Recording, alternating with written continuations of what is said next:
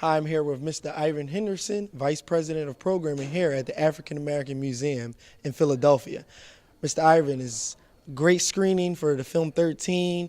Also, doing a lot of good things for Martin Luther King weekend as a whole. If you just want to let the people know some of the great things that's going on. Certainly. Well, yeah, we celebrate Martin Luther King Day of Service as a full weekend here at the African American Museum, and I've been doing so for years. But especially for the past several years, in partnership with Citizens Bank, we've been able to reduce or completely waive admission fees and really put together a nice menu of programs. So this weekend we kick it off for the adults with this film screening in partnership with Real Black. We're looking at Ava Duvernay's 13th, which most people have seen by now, or at least most people we know. But there's nothing like seeing it together. And we also have a partnership with WURD, so Stephanie Renee, who folks might hear on the radio all the time, is here tonight to facilitate and moderate a discussion after the film. So once again, it's more of a community experience than what you can get with Netflix at home.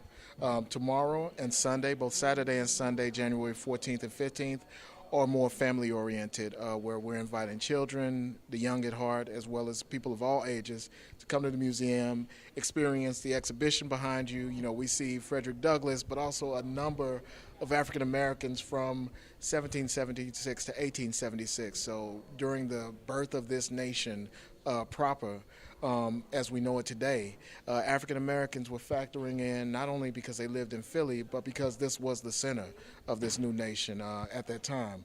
Also right up the ramp, we opened tomorrow, Saturday the 14th, an exhibition called Waging Peace, 100 Years of Action.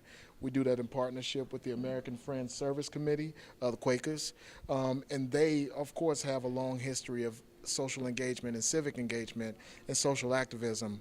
We are looking at their history as well as our shared history through figures like Cesar Chavez and, of course, Martin Luther King Jr., who's the first face you'll see up there. So it works for this weekend for us, but it also works with the story that AMP tries to tell in general. Beyond that, on a year-round basis, you'll see a number of First Friday film screenings here, like 13th tonight. You will see Family Fun Days one Saturday, usually the second Saturday of every month, all day, 10 a.m. till 5 p.m. An opportunity, once again, for people of all ages to come here, sometimes do hands-on arts and crafts, sometimes see a performance, or sometimes to listen to a lecture or engage in some other way in actively learning our history. We believe it's as important, of course, for African Americans as it is for anybody in the world. We're down in a tourism district. People come to see the Constitution Center, the Liberty Bell. We think that those same tourists, those same people, no matter who they are, can come and learn a lot here at the African American Museum. So, there's general museum stuff, but we have, I think, a lot of surprising and fun things going on here too.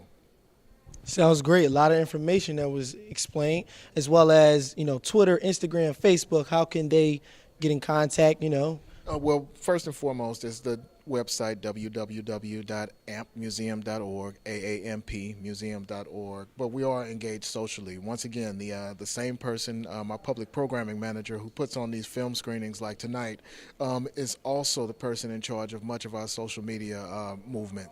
So yeah, Facebook, Twitter, Instagram, all of the sort of normal places where you want to engage with an institution like this and have a chance to engage in a real conversation about what's happening here, you can reach out to us that way. Okay, sounds good. So if you're ever in the Philadelphia area, come on down to the African American Museum, see some great things here.